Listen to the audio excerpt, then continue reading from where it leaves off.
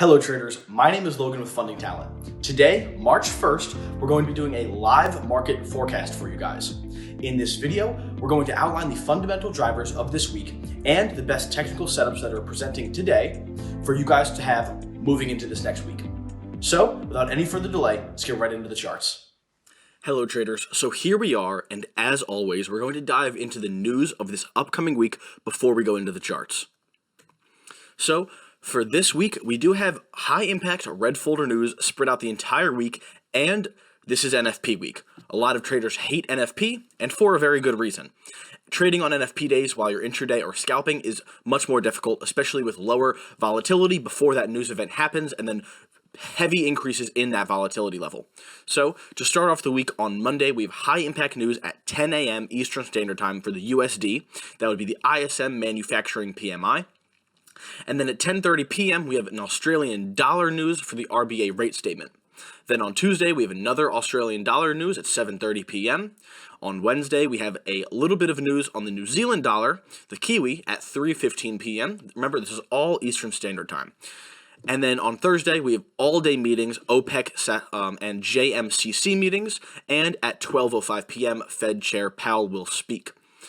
Friday is NFP day. So, like I was just saying, Thursday and Friday is going to be your days to look out for if you're intraday trading or if you're scalping. If you're swing trading, be sure to move your stop losses and be very careful during these time periods. You don't want to get stopped out, and you don't want to have slippage take you out beyond your stop loss or give back some profits that you're already hovering nice in a trade. So, this week is going to be spendings and savings. Personal spending in the U.S. jumped 2.4% month over month in January of 2021, so last month. This is following an upwardly revised 0.4% drop in December, and that was compared to a market forecast of a 2.5% rise. It is the biggest rise in consumer spending since June, which is amid the increase in payments and unemployment insurance benefits.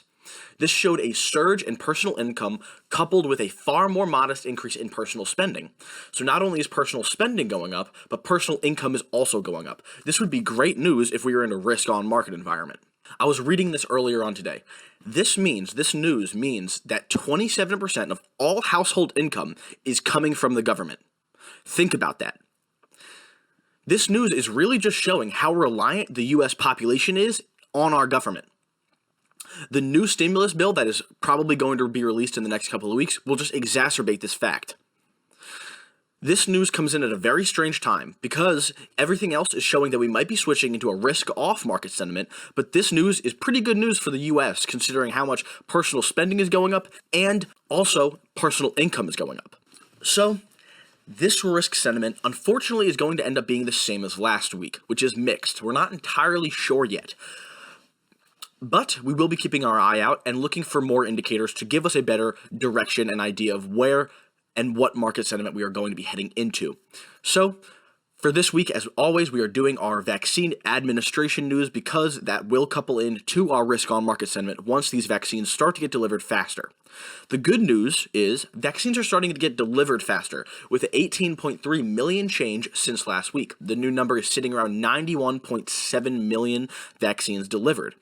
Unfortunately, administration is starting to slow down, which is what the Biden administration said last week and we spoke about in our last market forecast. So we had a 10.5 million change since last week, which I believe last week was closer to 15 million, with 68.3 million being administered. So this is definitely a slowdown in administration numbers, but a large increase in delivery numbers, which is good, so we can just hope that it keeps on moving at a steady pace and hopefully starts to speed up in terms of administration. We are looking at shifting into a risk-off market sentiment.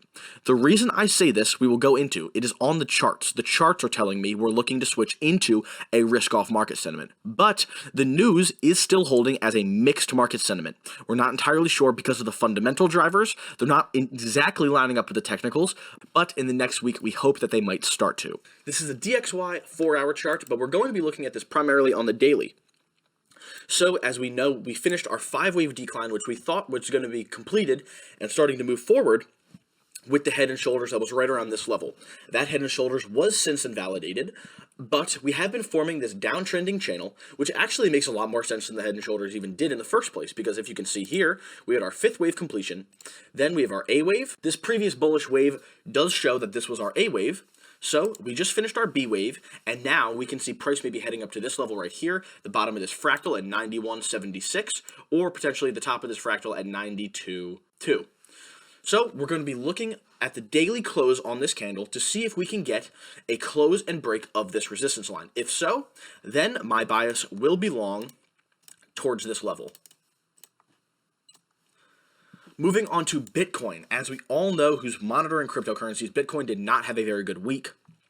But as you can see here, price did go up to hit that level that I gave to you guys the last 2 weeks, which was $53,000, almost $53,100. And we went just above that, making our top at $58,500. Now, we just retraced, and we actually just hit the 38.2 and bouncing off. These fib levels are drawn inversely, so this will be the 38.2, and then right here will be the 61.8. But we are bouncing off that 38.2 level, and what we can see here is potentially a continuation towards that next take profit level, which will be the 68,900 level.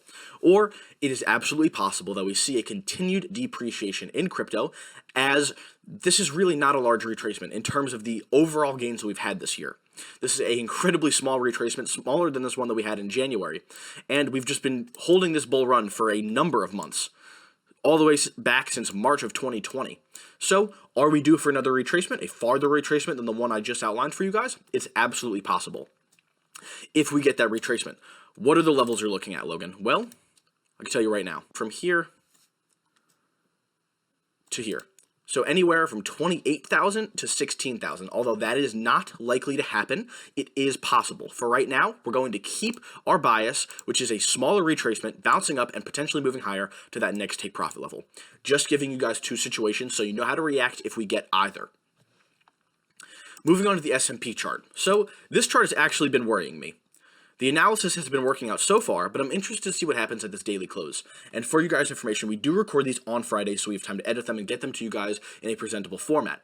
So when you're looking at these charts on Monday, please go make sure that it still lines up with the daily candle close that happened on Friday, which is the day we're recording this. So right now it is 1 p.m. on Friday.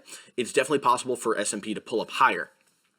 If we do, then we can be expecting it to correct into this wedge that we've been forming for the last couple of months, but right now it looks like we broke through and we're retesting that bottom support line, which we just broke. The reason I'm scared about this is because if we get a confirmation of this pattern, this could absolutely lead to a farther decline in the S&P 500, which would lead to possibly a financial downturn. So we're going to be keeping a very, very close eye on this because all of our confluences on the trade are lining up right now. Unfortunately, we've reached the 127.2 extension, which is a level where prices may reverse from an extension. We might be breaking this wedge, which it looks like we might, and we've been holding a divergence for a very long time. On the weekly chart, we formed this divergence back in January of 2020, and we've just confirmed that divergence in the last couple of weeks here, starting on the 4th of January in 2021, so about a year apart. The daily and weekly close will be very telling on this pair. Moving into USDCAD. So we got that exact move which we were looking for last week, and we're actually getting that bounce which I was referring to last week now. So my expected move for USDCAD might be a small retracement after we get this. This could absolutely be our first wave, potentially we form a second wave, then a third, then a fourth, and then we get to that upper fractal right there. It's absolutely possible that prices work like this, or we get an extended first wave like this, come back a little bit more, and then get there in our third wave. So either way, my bias is going to be long to this 1.3 level on USDCAD because we're bouncing off of this lower weekly support fractal.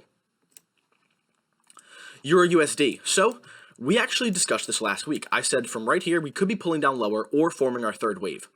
Well, we did form our third wave, except now our wave count is invalidated. So if you manage to catch this, fantastic. Great job. Now, That wave count has been invalidated because this fourth wave, which would have been our fourth wave, broke the range of the first wave. So that is a classic rule of Elliott wave theory and impulse and corrective waves. We are no longer in a Elliott wave count right now that we can clearly distinguish, but we did finish this wave, which I was identifying at the time as our third wave. Now I can absolutely be expecting a retest to this level, which we're getting right now, and also a retest to this bottom support line, which you can see a lot clearer on the daily chart. Then, after that, we can be expecting a push higher potentially, or a break and a continuation of this bearish impulse wave. But it's absolutely possible that we bounce off of here and then make another attempt to hit this monthly resistance fractal, which is at the 1.242 level. Mainly keeping our eye on this pair because there's not a lot of decision right now in terms of price. We're going to be waiting and seeing what happens to this bottom support line before getting confirmation and actually looking for a trading decision. GBPAUD, I wanted to outline this one for you guys because as you can see on the daily chart, we've been forming this downtrending wedge for quite a while, and if prices close at this same level, we're going to be breaking this. This is definitely going to be something I want you guys to look and make sure that it broke on Monday. But as you can see here, we had this daily resistance fractal, which was just broken above.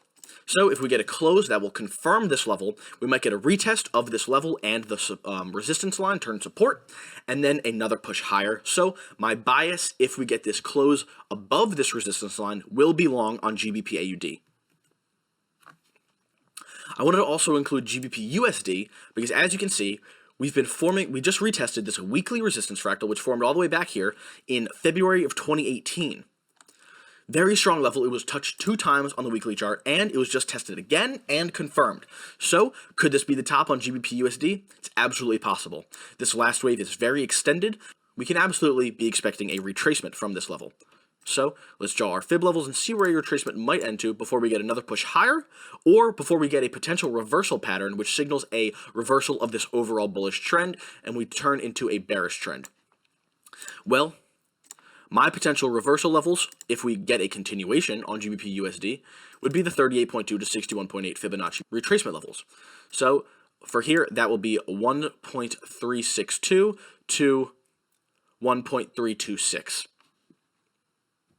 So for this next week, my bias on GBPUSD is going to be short.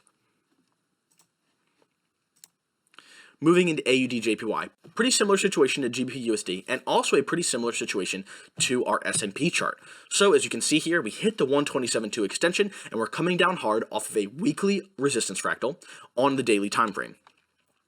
Confirmation for this retracement will be a break of the support line, and our potential reversal zones will range from 80.36 to 77.63. For now, I'm going to be biased. For now, my bias is going to be short on AUDJPY and most AUD pairs. If you guys monitored the charts on Friday, you will see that AUD did really not have a good day at all. It had a lot of selling pressure and sold off quite a lot. Moving into our last chart for the day, it's going to be our XAUUSD chart because we do have a good amount of gold traders at the firm. So as you can see here, we finished our bullish impulse wave, and we just have been forming this bearish channel. This bearish downtrending channel. So we just got to our Fibonacci retracement levels. We bounced off of the 38.2, retested our top resistance line for this channel, and now we're coming down lower to our support line and our 61.8 retracement level. So you can absolutely see a move like this happen. Retest that level, both levels, and then another push higher to at least the top of this level, potentially a push higher and confirming a next bullish impulse wave. So for next week, my bias is going to be short-term short on gold, and a little bit longer term to medium term bullish. So here we are back on our slideshow, and we're doing a quick review of our currency basket's strength and weakness. So it's interesting. This lines up with our risk off market sentiment, which is why I had that idea in the first place and not just going with the fundamental drivers that we discussed previously. So as I was saying earlier, in risk off market environments, expectations are lower for further economic growth, which would mean that the Japanese yen, Swiss franc, and dollar would appreciate because those aren't seen as safe haven currencies, safer to invest in while things are more uncertain.